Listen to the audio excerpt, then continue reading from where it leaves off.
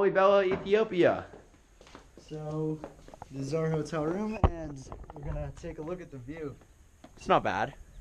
No, We're about 2,500 meters above sea level. For those of you Americans, that's about 8,200 feet. Yeah, this is our hotel. There's other people over there. It's cool. Right now it's 11:20 in the morning. We're gonna go see some churches and stuff. Yeah, we got up early today. This has been a long day. Unfortunately, we didn't really vlog. We woke up in Ethiopia at like 5:15. Left the hotel at 5:45. We're still in Ethiopia. You meant Addis Ababa.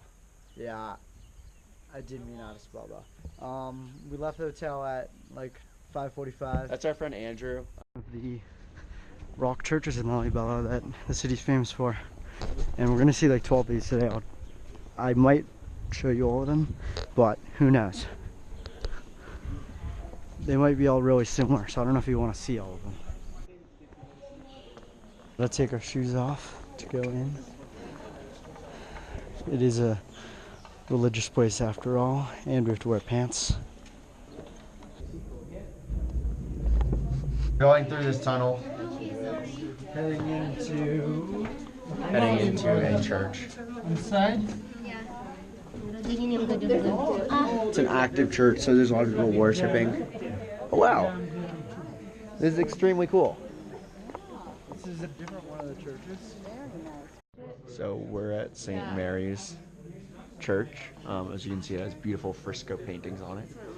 This is St. Mary's Church because it's meant to symbolize Christ's heart. This is the church with the most intricate ceiling designs. And then the last one is Na'akutola, so he's the last king and he was the nephew of King Lalibela. This is the House of the Holy Cross. Yeah. Processional cross of Beta Mascal. It's from the 12th century, so it's like 800 years old. Most of the crosses were copied from the window of Saint Mary, like Greek, swastika, and Maltese. All we have seen these crosses on the window of Saint Mary's. So I believe these people, before they start to carve on the rock, they were just modeling on crosses and windows. So this is like a model of Saint Mary window. What's it made of? Copper. Man and angels. The first, I mean, so like. So there's St. Mary's Church right there. We're seeing it from a slightly different angles this time. We got up. Yeah. So here's the church we visited earlier today. It was here. Yeah, so if you can imagine, the church was carved out of this rock here. Yeah, so you can imagine the type of labor it took to carve out this church from here. Andrew tried to climb that bridge in between the two churches. Yeah. Oh look, you can see there are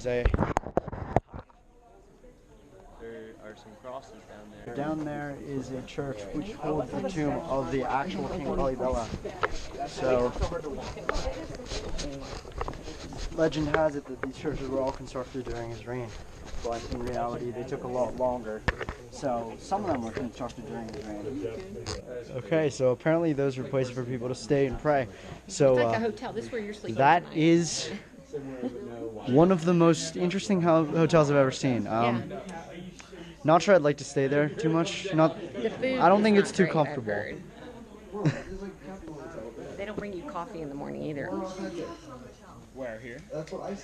I can imagine it get pretty cold. I'd want some hot Ethiopian coffee.